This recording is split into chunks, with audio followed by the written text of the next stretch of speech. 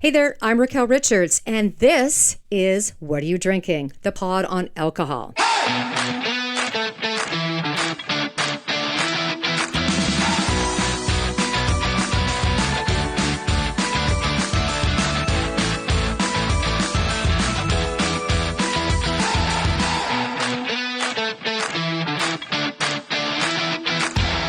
Hey there, this is What Are You Drinking? The pod on alcohol.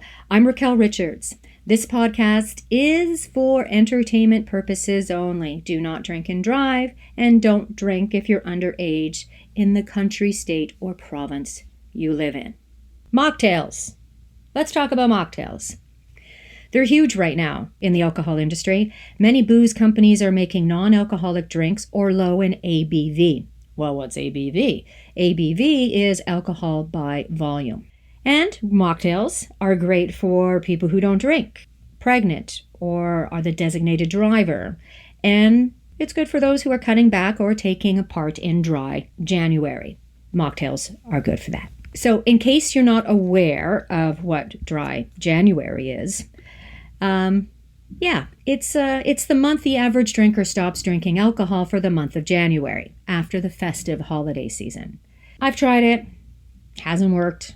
So maybe next year I'll do a whole month on mocktails and alcohol-free brews. There's lots there to cover with mocktails. As I mentioned, they're very popular, and a lot of people are drinking them, and they're no different than the ones with the alcohol in it, just without the alcohol. But let's continue. I'm not going to review any particular mocktail brand, but rather I'm going to talk about them and offer up 2 mocktail recipes. And one of them is my favorite. And if you've seen the What Are You Drinking Instagram, then you may have an idea of what mocktail I'm talking about. So, as I mentioned, mocktails are non-alcoholic cocktails or beverages, and they can be bought at your liquor store or your grocery store, and you can create them yourself by gathering all of the ingredients you need. And I always say, make a drink yourself. It tastes so much better, doesn't have all of that preservative crap in it that your body just doesn't need, especially when you're consuming alcohol. But here we're not consuming alcohol, so even better, make it from scratch. And you may have seen them. I mean, they're offered at restaurants, they're offered at parties or other social events, and they're made with a combination of fruit juices, syrups, sodas, and other non-alcoholic ingredients to create a refreshing and flavorful drink. And get this, you'll look cool, let's face it, and you'll be keeping your cool when out and enjoying a mocktail. Mocktails can be served in various styles, such as on the rocks, blended or shaken, just like a cocktail. They are garnished with fruit slices, herbs, or other decorative elements to enhance their presentation and appeal. Now, some popular mocktails include the famous Shirley Temple, Virgin Mary, and Pina Colada mocktail. Now, here's a little personal story. I just have to share this. When I was a kid, about 5 or 6, I'd go with my parents to an Italian restaurant in the beach here in Toronto. It's no longer around, but when we went there, I'd always order a Shirley Temple. I felt so grown up. I remember looking around the restaurant and thinking to myself, look, all of these adults are looking at me drinking an adult drink. Little do they know I'm 5. Looking back, of course, the adults probably weren't looking at me because I was drinking an adult drink. Okay, well, maybe some in case they didn't know what a Shirley Temple was. I just felt so adult drinking them and always looked forward to going to this restaurant to have one. Now, as an adult, when I was a bartender, I'd make myself one because I still love them. I still love them. And when a kid came in and wanted a Shirley Temple or wasn't sure what they wanted to drink, that they wanted something kind of fancy, I'd always ask, do you want a fancy drink? 9 times out of 10, the kids always said yes. And the parents agreed once I told them that it would be a Shirley Temple. Always get things by the parents. You always have to ask the parents. So I decorate those temples right up with cherries, fancy umbrellas, and an orange. And you know what? I never had a kid leave unhappy. Yeah, memories of me and my Shirley Temple. Okay, so I digress. Mocktails.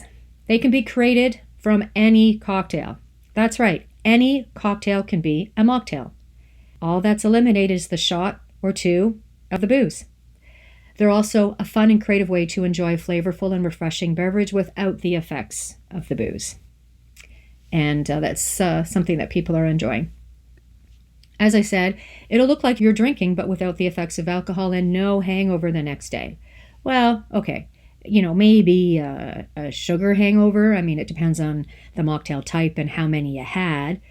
And let's face it, we are social beings, so when drink and food and company are involved, we tend to overdrink and overeat. So remember, mocktails still have the sugar content without the alcohol, so you have that.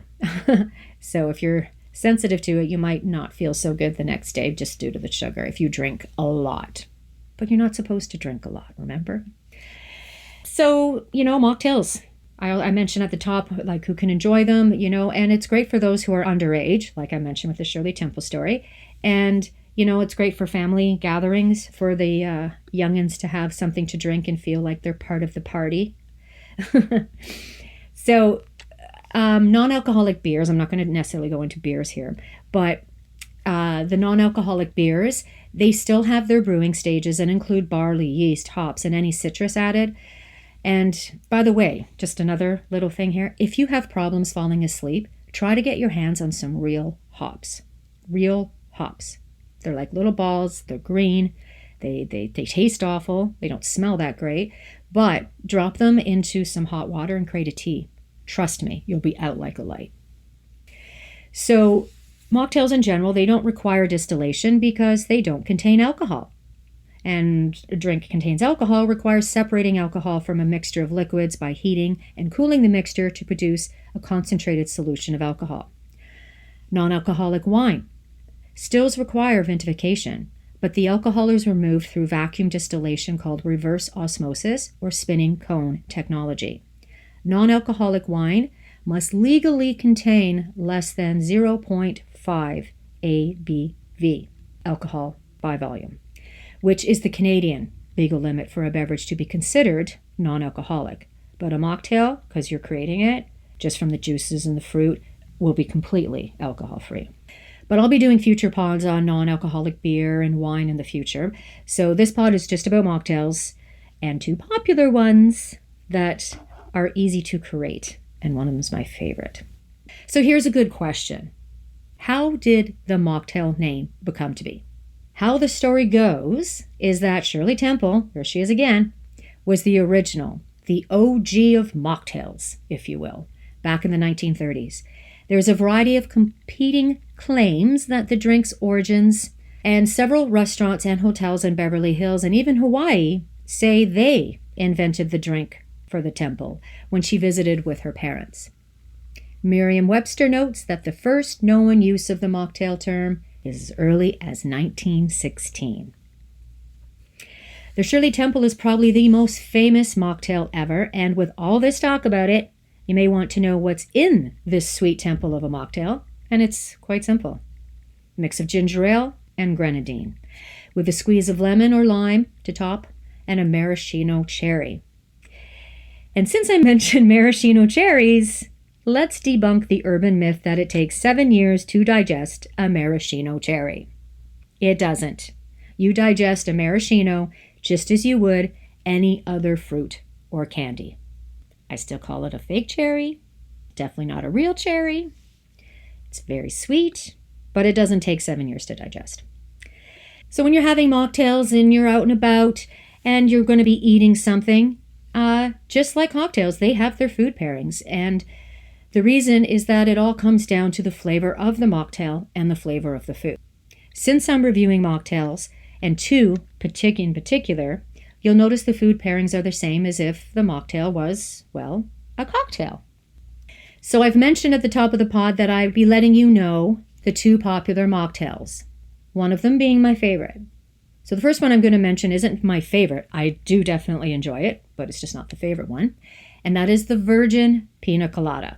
It's refreshing, tropical drink, and can be enjoyed all year round. And you can make a pitcher of it to enjoy with guests or mix a single one and enjoy. It only contains two main ingredients, pineapple juice and coconut cream. Gotta have the ice, of course, and garnish with pineapple wedges and or cherries, maybe not a maraschino, but I'll leave that to you. And you can find the full recipe on our Instagram at @what_are_you drinking. The other popular mocktail, and my favorite, is the national drink of Canada, the Caesar. It has 5 ingredients: clamato juice, and please forgive me if I can't say this right, because we all get this wrong, Worcestershire sauce. Worcestershire sauce. I know some of you are listening to that and saying it perfectly the way it's meant to be said. And hot sauce and salt and pepper. Now, no, there are many ways to make a Caesar, and I'm going to discuss Caesar all on its own in a future episode. You'll also need ice, celery stalk, a lime wedge for garnish, and you can go crazy with Caesars. And if you're Canadian, you know exactly what I'm talking about. The sky is the limit because it's a drink that's a meal. That's the story behind it too. Not the full story. We'll get into that later. But you can always top it off with a slice of pizza, cheese, olives, cocktail onions. The sky is the limit when it comes to a Caesar, but I love it. And I love having it virgin or with alcohol. It doesn't matter. Some people have it with gin, some people have with vodka. I don't mind having it as a virgin. I find it just simply delicious. And you can find my recipe for Caesar also on Instagram at @what_are_you_drinking. And you'll be able to find that on the Instagram and also in the links in the bio for the show.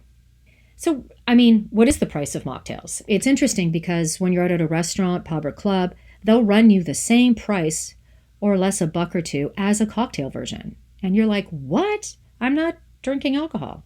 Why you act like, why? Well, the reason is it still takes pretty much the same amount of time to create and uses the same ingredients minus the booze to make the mocktail. I get it.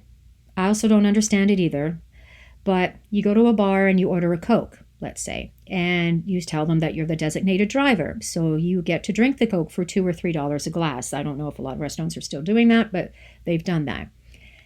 And you say the same thing and you order a virgin Pina Colada, but yet you're charged $6 to $9. I know, WTF, right? So it's also because mocktails are trending. And like I said, it takes the same amount of time and the ingredients minus the booze to create this mocktail. But when you are out at a bar next time, ask about the $2 to $3 Coke thing or Pepsi thing and see when you're the designated driver and see if they give that to you. Not sure if that's still around. And there you have it. There's a little bit there on mocktails. So if you feel like having one and, breaking out the juices and the syrups and the sodas, go for it. Be creative.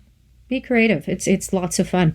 So do you want another drink? Well, let's be sure to socialize on What Are You Drinking on Twitter, Instagram, Facebook, and YouTube. Links are in the bio.